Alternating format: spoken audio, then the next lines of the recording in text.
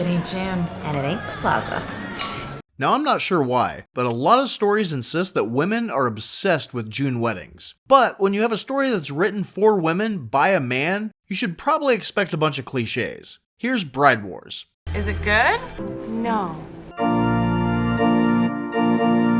That bitch! It's gonna be great. So we meet two best friends, Emma and Liv, and they are absolutely obsessed with having June weddings at the Plaza Hotel because they saw one there when they were 6. And at that moment, they knew that this is what they wanted, and for 20 years, nothing else could ever possibly do. See, that is sweet and loyal. And this obsession runs so deep that they talk shit about all their friends' weddings too. Girlfriends sticking up for each other. I like that a lot.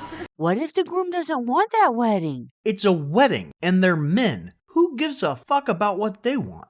You'll want to discuss this with your grooms. No? But also, neither one of them are currently engaged. But one night, when they're getting ready to go out, they find a jewelry box and freak the fuck out. And that night, Liv starts telling everybody that she's engaged, even though she hasn't been asked. It's like the wrong time to let the guy know that you're crazy. But then Emma's boyfriend Fletcher proposes, so she starts making plans to book the plaza. And this makes Liv panic and barges into her boyfriend Daniel's office and asks him why he hasn't proposed right in front of his coworkers. Will you just marry me already? And he's like, fine, you want to get engaged? Here. And he pulls out a ring, and now they're engaged. I'm gonna have this guy running for his life. So both women go to meet with the most sought-after wedding planner in New York to try to get one of the most sought-after wedding venues in New York. All right, we're optimistic, yes. And not only is she immediately available, but everything else just happens to work out perfectly. No way. That's incredible.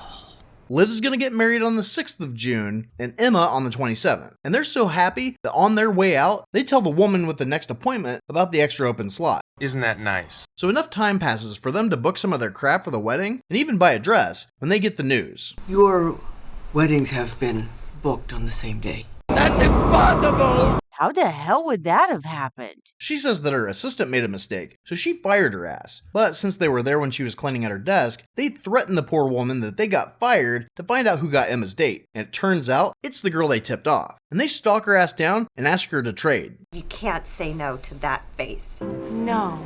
I'm sorry, what?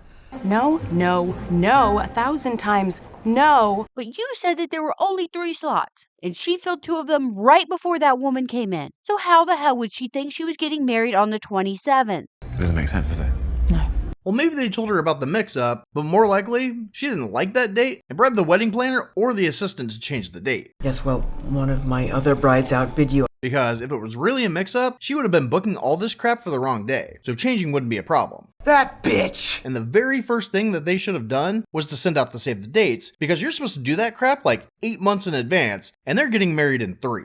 That's a century in girl years. So the other bride won't budge, even after they've stalked her and then attack her in a retail store. Kidding me? She's planning the wedding. I know, they take it so seriously. So they're gonna have a joint wedding? No, that is not even a possibility. Even though Liv's brother Nate suggests it, Have double wedding. and both grooms are completely on board. Double wedding. I think that's a great idea. Are you insane? Instead, the women agree that one of them should change the date and the venue, but they expect the other to cave. She always was the bendy one, even as a kid, remember? And after a few days, Emma is about to cave, till she finds out that Liv is choosing her save the date cards, meaning that she knows that Emma's gonna cave. Because we won't be settling. So she's like, fuck that, I'm not caving, and sends out a mass email telling everybody her date is June 6th.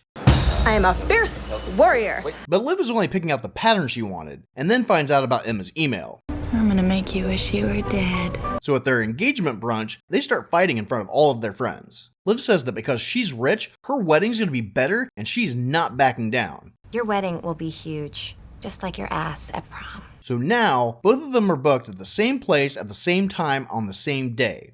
The shroud of the dark side has fallen. Begun.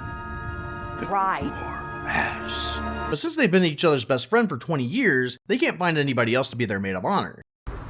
I didn't have friends. Well, what about the friends at their brunch? Oh, well see, they don't want to take sides, so they won't even say what wedding they're going to. I'm gonna do a quick head count of the hot drunk single guys and then choose. Instead, they both just get coworkers to take the maid of honor position. Since you begged. Is it like a pay thing? And these people are evil little shits that encourage them to fuck the other one over. All's fair in love and war.